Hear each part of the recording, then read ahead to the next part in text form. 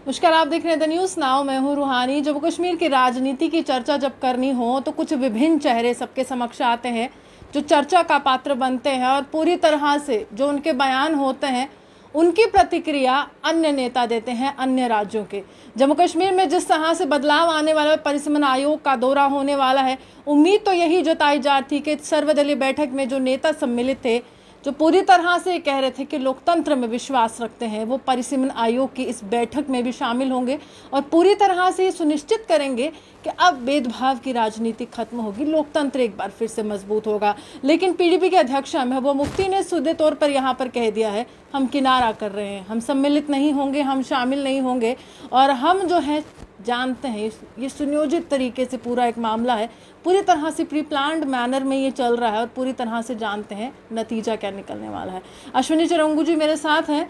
अगर इनका जिक्र किया जाए तो कश्मीरी पंडित्स की जो आवाज़ ये लगातार बनते आए हैं, बहुत से मुद्दे कश्मीरी पंडितों को लेकर उठाते भी आए हैं, वो भाजपा का तर्क रखने में हर बार सक्षम होते हैं। अश्विनी साहब, क्या लगता है आपको कि ये एक बार फिर से किनारा कर रही हैं महबूबा मुफ्ती और इस बार कह रही है कि हम तो जानते हैं कि नतीजा क्या निकलने वाला है इस बैठक का, इसलिए हम पहले ही शामिल नहीं हो रहे? कैसे देखते हैं? कश्मीर में एक जो वहाँ के मेन स्ट्रीम पॉलिटिशियंस हैं, ये पहले से ही इनके रुख में ये दोगलापन हमने देखा हुआ है। चाहे शेख अब्दुल्ला हो, चाहे उसके बाद फारूक अब्दुल्ला हो या कोई और नेता हो, वो दिल्ली में एक बात कहते हैं, जम्मू में दूसरी बात कहते हैं और जब कश्मीर पहुंचते हैं तीसरी बात कहते हैं। ये उनका पिछले 7 दशकों का इतिहास रहा है। अब उसी इतिहास को दोहराते हुए महबूबा मुफ्ती दिल्ली में कुछ बयान दे गई, अब कश्मीर में आकर के जब वो कुछ लोगों से मिली, शायद खुद भी उस पर विचार मंथन किया होगा और अल्टीमेटली वो वहाँ पहुँच गई जहाँ कश्मीर के कई पुराने नेताओं की वो रीति नीति है, वो वहीं पहुँच गई। अब सवाल ये पैदा होता है, ऐसा ये क्यों करते हैं? ऐसा ये 2 कारणों से करते हैं। कश्मीर में आदत रही है राजनेताओं की, वो कंडीशनल पॉलिटिक्स करते हैं, शर्तिया राजनीति। अब शर्तिया राजनीति करने में क्या होता है, आज तक तो उसका उनको बहुत फ़ायदा मिला है। मैं जब आज तक कहता हूं तो उसका मतलब है पिछले 6 दशकों में उसका उनको बहुत फ़ायदा मिला जब उन्होंने ये कंडीशनल पॉलिटिक्स को अपनाया। लेकिन पिछले लगभग समझिए कोई 5-6 वर्षों से ये जो कंडीशनल पॉलिटिक्स है उसका समय चला गया और ये अभी रिकन्सिलेशन के दौर में है और उनको ऐसा लगता है कि शायद हम कहीं न कहीं गियर बदल कर, कहीं न कहीं एक्सेलरेटर पर अपना पांव रख करके हम उसी दौर में फिर वापस आ सकते हैं। ये कंडीशनल पॉलिटिक्स को लेकर के हम कुछ न कुछ हासिल कर सकते हैं। मुझे लगता है ये उनकी गलतफहमी है। कंडीशनल पॉलिटिक्स का दौर चला गया है। अब साफ और स्पष्ट बात होगी। जो बात आपने दिल्ली में कहनी है, आपने वही बात अब जम्मू में कहनी होगी और फिर उसी बात को आपने कश्मीर में भी दोहराना होगा। लेकिन यहाँ पर अश्विनी जी ये भी कहा जा रहा है कि एक पार्टी लगातार ये निशाना केंद्र सरकार पर साधते हैं और भाजपा पर साधते हैं। कह रहे हैं कि भाजपा को खुश करने के लिए परिसीमन आयोग यहाँ पर आ रहा है, बल्कि ये लोग भूल चुके हैं कि विभिन्न राजनीतिक दलों को न्योता भी दिया है, लेकिन यहाँ पर भी सिर्फ भाजपा की खुशी दिख रही है। अब देखिए सच्चाई क्या है। सच्चाई ये है, जो आज तक 2 परिसीमन आयोग जम्मू कश्मीर में बने हैं, वो तो यहाँ की सरकार ने बनाए थे। वो कोई इंडिपेंडेंट कानून, वो तो कोई इंडिपेंडेंट कमीशन नहीं थे। उनको जैसे सरकार ने कहा वैसा उन्होंने यहाँ किया। तो उस समय क्या सिचुएशन थी, पहले तो ये बताएं। दूसरा, जो डिलिमिटेशन कमीशन ऑफ इंडिया है, उसके केवल डिलिमिटेशन कमीशन ऑफ इंडिया ही नहीं है, उसमें इलेक्शन कमीशन ऑफ इंडिया भी शामिल है। और सबसे बड़ी बात, वो एक इंडिपेंडेंट कमीशन है, ऑटोनॉमस बॉडी है और उसको फंक्शनल ऑटोनॉमी है, वो कोई भी काम कर सकते हैं। और सबसे बड़ी बात, उन्होंने अपने साथ में एसोसिएट मेंबर के नाते सारे जितने भी यहाँ पर 5 एमपीज़ हैं उनको अपने साथ रखा है। तो एमपीज़ वहाँ पर बात उठा सकते हैं, वो उनको कह सकते हैं। 3 तो उसमें से एमपीज़ जो हैं वो कश्मीर के हैं और 2 एमपीज़ जो हैं वो जम्मू के हैं। इसलिए इस तरह की सोच कि कोई पहले से ही किया हुआ है, तो इस तरह से ये तो उन्होंने पहले ही फैसले ले लिए हैं, मुझे लगता है ये बिल्कुल गलत है। इनफैक्ट मैं कहूँगा पीडीपी ने इस वक्त जो ऐसे सेक्शन जम्मू कश्मीर में हैं जिनका दर्द, राजनीतिक दर्द अभी भी, जिनका सामाजिक दर्द अभी भी किसी से छिपा नहीं है और जिसका निराकरण चाहिए, उन्होंने तो उनकी आवाज़ उठानी चाहिए थी। They should have taken up the issue of scheduled tribes. गुज्जरों और बकरवालों के लिए उन्होंने आवाज़ उठानी चाहिए थी। इतना ही नहीं, उन्होंने आगे आकर के कश्मीरी पंडितों की आवाज़ उठानी चाहिए थी। उन्होंने वेस्ट पाकिस्तान रिफ्यूजीज़ की आवाज़ उठानी चाहिए थी। वाल्मीकि समाज की आवाज़ उठानी चाहिए थी। लेकिन वो ऐसा नहीं करेंगे क्योंकि उनको पता है कि उनका काम पब्लिक वेलफेयर नहीं है, उनका काम सेल्फ वेलफेयर है। ये सेल्फ वेलफेयर में उनको ऐसा लगता है कहीं ऐसा ना हो जाए, परिसीमन इस प्रकार से हो जाए कि हमारे पैरों के नीचे की जो ज़मीन है वो खिसक जाए। लेकिन ये दुर्भाग्य है उनका कि वो इस प्रकार से सोच रहे हैं। मैं तो मानता हूँ कि परिसीमन जो है ये तो हर 10-10 साल के बाद होता है। उस समय वो क्या करते, अगर ये रेगुलरली होता तो उस वक्त क्या करते, अगर 10-10 साल के बाद होता। ये तो आज से 2001 में जो कानून पार्लियामेंट में पारित हुआ और उसके बाद में जम्मू कश्मीर में भी पारित हुआ कि 26 साल के लिए परिसीमन रोक दिया गया। अगर वैसा नहीं हुआ होता तो जब हर 10-10 साल के बाद होता तो उस समय पीडीपी क्या कहती। मुझे लगता है पीडीपी ने जो ये सोच बनाई है ये अपरिपक्व, राजनीतिक रूप से ये अपरिपक्व है और इसके अलावा इंटेलेक्चुअली भी ये बैंकरप्ट सोच है। क्योंकि अब कश्मीर में केवल पीडीपी नहीं है, अगर बहुत गंभीरता से देखा जाए आज पीडीपी का स्थान 10% से ज़्यादा वोट्स का या 15% से ज़्यादा वोट्स का कश्मीर में नहीं है, क्योंकि बाकी सारी पार्टीज़ भी हैं। अब वो देख लें कि उनका हिस्सा कितना बनता है। मान लीजिए वो ये फैसला करें कि वो अलग रहेंगे, लेकिन बाकी पार्टीज़ आ जाएंगी। उन्होंने तो खुलकर कहा हाँ हम इसके साथ हैं।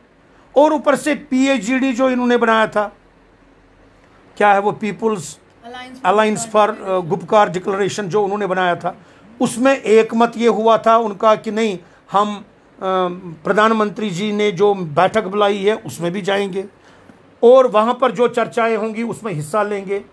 वहाँ पर जो चर्चा हुई उसमें तो परिसीमन था, उसमें तो डिलिमिटेशन था, डिलिमिटेशन पर तो बात हुई थी और डिलिमिटेशन के बाद में यहाँ पर चुनाव होंगे और हम राजनीतिक व्यवस्था में जो ये डेमोक्रेटिक व्यवस्था होती है उसकी ओर हम कदम बढ़ाएंगे।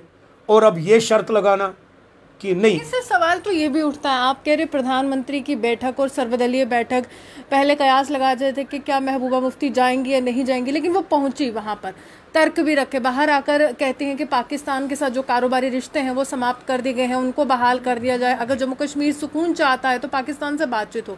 लेकिन अभी के हालात क्या कह रहे हैं, जहाँ पर नेशनल कॉन्फ्रेंस बिल्कुल आगे जा रही है, तमाम राजनीतिक आगे जा रहे हैं, लेकिन पीडीपी अगर यहाँ पर भी कहेगी कि हम किनारा करें तो हम तो यही समझ रहे हैं कि पीएजीडी टूट चुका है।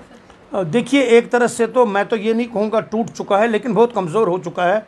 जब उसमें से पहले पीपल्स कॉन्फ्रेंस बाहर आ गई, सज्जाद गनी लोग वो बाहर आ गए, उसके बाद में एक और बात हुई, पीडीपी हमेशा पीएजीडी के अंदर भी वो जो जिसे कहते हैं ना वो कुत्ते बिल्ली का खेल खेलने लगे हैं कि फिर वो उनको खुश करने के लिए पीएजीडी के बाकी सदस्य जो हैं वो उनके घर पर बैठक करते हैं।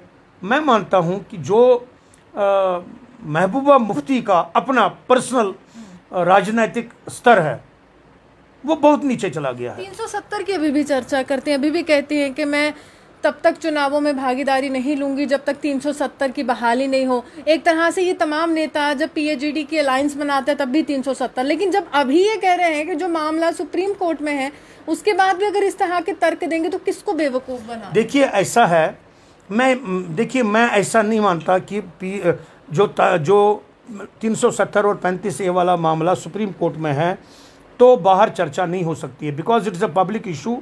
आप इस पर चर्चा कर सकते हैं, वो कोई चिंता नहीं, लेकिन आप इसको शर्त नहीं बना सकते, because you have taken it to the supreme court. आपने इसको सुप्रीम कोर्ट में ले गए आप, इसलिए आप इसको शर्त बना करके सामने नहीं रख सकते। चुनाव कैसे लड़ सकते हैं? और दूसरी बात, जब आप ये कह रहे हैं कि मैं चुनाव नहीं लड़ूंगी, चलिए मानते हैं उन्होंने अपने आप पर कोई चीज़ लाद दी है।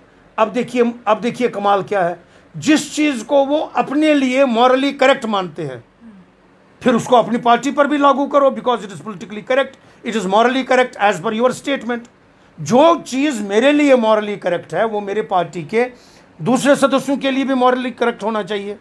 ये कैसा हुआ, मैं लड़ूंगी या मैं नहीं लड़ूंगी, दूसरे लड़ेंगे या नहीं लड़ेंगे, ये कैसा हुआ?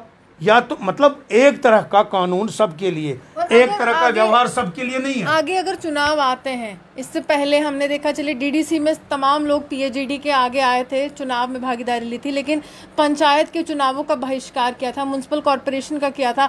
अगर आगे चुनाव आते हैं और पीडीपी इसी तरह से आगे इसी दिशा में बहती रहे, आपको लगता है कि ये एक ऐसी पार्टी बनेगी जो लोकतंत्र को मजबूत करेगी? क्या जनता विश्वास करेगी? देखिए, मैंने किसी से, मैं आपको पता है, मैं पिछले 4 साल से कश्मीर आता जाता हूँ, हर महीने जाता हूँ, हफ्ता एक वहाँ रहता हूँ। अभी कोविड-19 के पेंडेमिक की दृष्टि से 2-3 महीने नहीं जा सका, लास्ट में मार्च में गया हूँ। जहाँ मेरी इंटरेक्शन कश्मीर के लोगों के साथ है, they least care about her now, they least care about PDP. उनके लिए कोई पीडीपी कोई बहुत बड़ा इशू नहीं है। अब वो चला गया है, जो पहले वो सोचते थे वो चला गया। पहले तो पीडीपी के ही हिस्से टोटे हो गए। ये तो वही हुआ जैसे वो गीत था एक, इस दिल के हुए कई टुकड़े, कोई इधर गिरा कोई उधर गिरा, वो इस दिल के हुए टुकड़े कई हज़ार, कोई इधर गिरा कोई उधर गिरा। एक पार्टी तो इनकी फुल फ्लैश्ड वहाँ पर थी, जो इनके ही लोग थे, अल्ताफ़ बुखारी साहब या वगैरह इस तरह के कुछ लोग। मुझे माफ़ करें ये बात कहने में कि मैं देख रहा हूँ over the last 3 to 4 years, जब से पर्टिकुलरली जब से उनके हाथ से सत्ता चली गई, शी इज़ पोलिटिकली, पर्टिकुलरली मैं महबूबा जी के बारे में कह रहा हूँ, she is politically going down and down. और उनकी सोच, उनका व्यवहार, उनका फॉलोवरशिप और उनके बयान, ये सारे जो एक स्टेटस होता है एक चीफ मिनिस्टर का, जो चीफ मिनिस्टर रह चुका है, या जो एक पार्टी का प्रधान होता है, जो उसका स्टेटस होता है, ये उससे काफ़ी नीचे चला गया है। इन्होंने तो अब वो 17 साल का एक लड़का जी वो मारा गया तो उसकी वो तरफदारी करने लगे। भाई, जिस व्यक्ति ने गैर कानूनन बंदूक उठाया हो, उसका सिर्फ एक ही मकसद होता है, या तो मारना नहीं तो मरना। अब जब जिसने मारने की जय को लेकर के गैर कानूनी बंदूक उठाया है, आपका उसके लिए सिंपैथी क्यों है? आपका पाकिस्तान के लिए सिंपैथी क्यों है? पाकिस्तान के साथ हमारा कोई व्यवहार हो जो गवर्नमेंट ऑफ इंडिया तय करता है, आपको उसमें क्या है? How are you concerned with that? मुझे इस बात को कहने में कोई हर्ज नहीं है। वो अभी आज से 70 साल, आज से 40 साल या आज से 30 साल पहले की सोच में ही हैं। उनमें परिवर्तन अभी कुछ नहीं आया है। हाँ, बाकी लोगों में आया होगा, मैं ये नहीं कहता, बाकी लोगों में मैंने देखा, खुद भी देखा मैंने, कई लोगों में आया है। ये जो आर्टिकल 370 के बारे में वो कह रही हैं, वो किसी ख्वाबो ख्याल में हैं कि फिर से कुछ हो सकता है। नथिंग विल एमर्ज, क्योंकि इसके लिए 2/3 मेजॉरिटी पार्लियामेंट के दोनों सदनों में चाहिए। जो मिरेकल पीछे 2019 में हुआ, वो मिरेकल अब कम से कम 50 साल के बाद हो सकता है। वेट करें 50 साल, मैं तो यही कहूँगा, वेट करें। बाकी रही कश्मीरी पंडितों की बात, देखिए कश्मीरी पंडित जो हैं वो इस परिसीमन आयोग से बहुत बड़ी आशाएं लेकर हैं। मैं तो ये कह रहा हूँ कि परिसीमन आयोग जो है, ये जो डिलिमिटेशन प्रोसेस है, this will test the intent of the Indian state towards Kashmiri pandits. कि इंटेंट क्या है, इस इंडियन स्टेट का इंटेंट क्या है। जब मैं इंडियन स्टेट कहता हूँ तो उसमें सारे आ जाते हैं, सरकार भी आएगी, पार्लियामेंट भी आएगा, डिलिमिटेशन कमीशन भी आएगा, इलेक्शन कमीशन भी आएगा। ये इन सब का मिला जुला एक इंटेंट कश्मीरी पंडित समाज के लिए क्या है, वो जाहिर होगा। मुझे ये कहते हुए थोड़ा सा मैं तो ये कहूँगा कि भारी मन से कहूँगा कि अगर डिलिमिटेशन कमीशन कश्मीरी पंडितों को लेकर के और बाकी इंडियन स्टेट कश्मीरी पंडितों को लेकर के इस वक्त परिसीमन के माध्यम से कोई ठोस कुछ कर नहीं पाई, हालांकि हमने रास्ते सारे बताए हैं। अभी एक बार हम मिले हैं उनसे मार्च 26 को, अभी फिर से मिल रहे हैं क्योंकि वो यहाँ पर दौरा करने के लिए जम्मू में आ रहे हैं, उस समय भी मिल रहे हैं। और उसके बावजूद अगर इंडियन स्टेट फेल हुई है तो मैं भारी मन से ये कहूँगा कश्मीरी पंडितों ने कोई दूसरा रास्ता देखना होगा। बहुत मैं तो ये कहूँगा भारी मन से ही मैं कहता हूँ कश्मीरी पंडितों ने फिर दूसरा रास्ता देखना होगा, क्योंकि ये एक इम्तिहान की ऐसी घड़ी है, अगर ये चीज़ हो गई तो समझो कश्मीरी पंडित कश्मीर के साथ व्यवहारिक दृष्टि से जुड़ गया, प्रैक्टिकली जुड़ गया। नहीं तो आज वो जुड़ा हुआ है भावनात्मक दृष्टि से। यानी रिप्रेजेंटेशन नहीं होगी तो फायदा क्या है, चर्चा का फायदा क्या है, भाषणों में बात करने का ये तो जैसे अभी मैं कश्मीरी पंडित हूँ, चलो ठीक है, कश्मीर मेरा है, अच्छा मैं कश्मीर का हूँ, कश्मीर कश्मीरी पंडितों के बगैर अधूरा है। ये जो बातें हैं ये भावनाओं, हत्याएं भी हो रही हैं, सबसे बड़ी बात है हाल ही में हत्याएं भी हमने देखी हैं। ये देखिए वो एक अलग इश्यू है, उस पर मैं बाद में आऊँगा।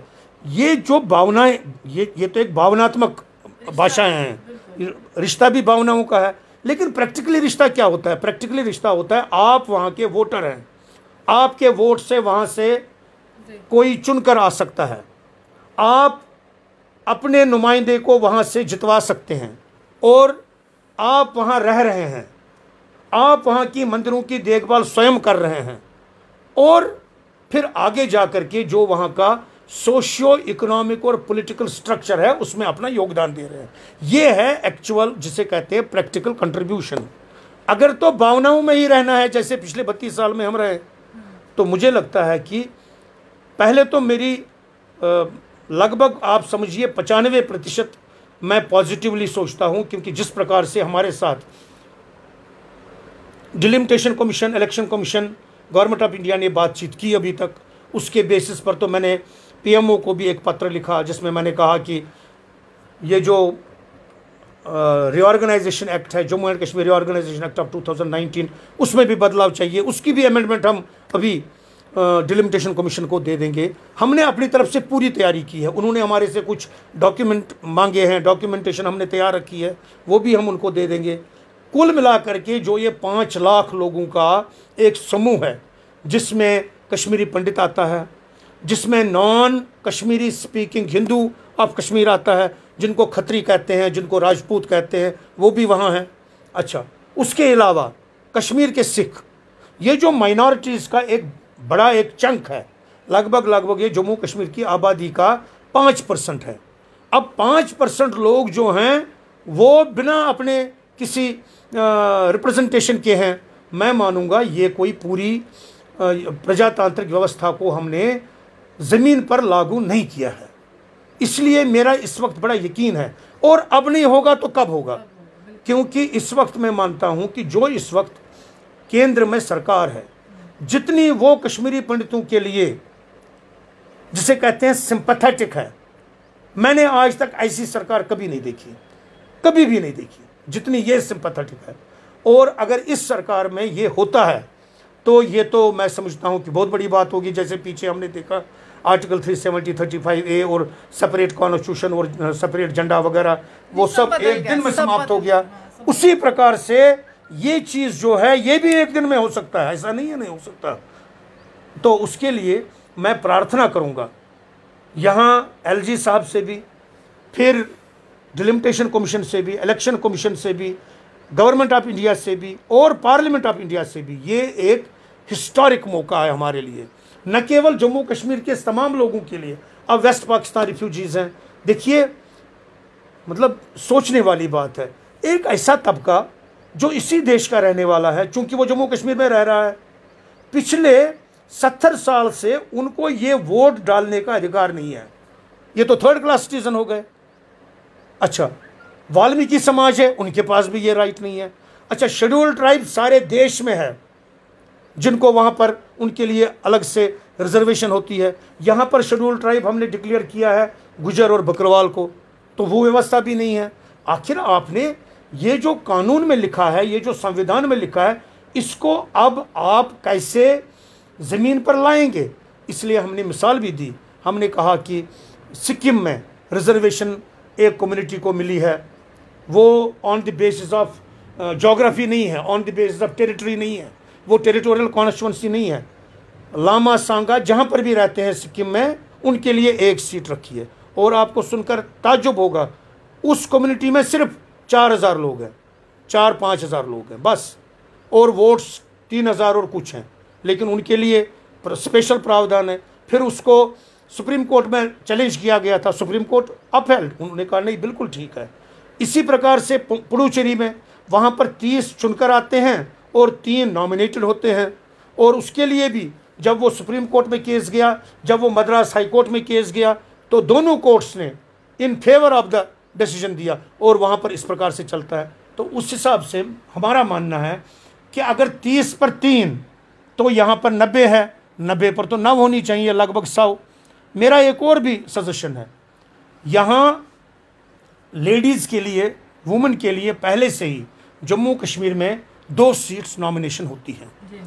मैं मानता हूँ जम्मू कश्मीर स्टेट जो है वो उस लेवल की स्टेट नहीं है जहाँ पर जो महिलाएं हैं उनका सशक्तिकरण हुआ है। जैसे आप देखेंगे, फॉर एग्जांपल मैं कह रहा हूँ, केरला देखेंगे आप, महाराष्ट्र देखेंगे, गुजरात देखेंगे, यूपी, राजस्थान, दिल्ली, वहाँ पर सशक्तिकरण लेडीज़ का, वुमेन का बहुत हुआ है।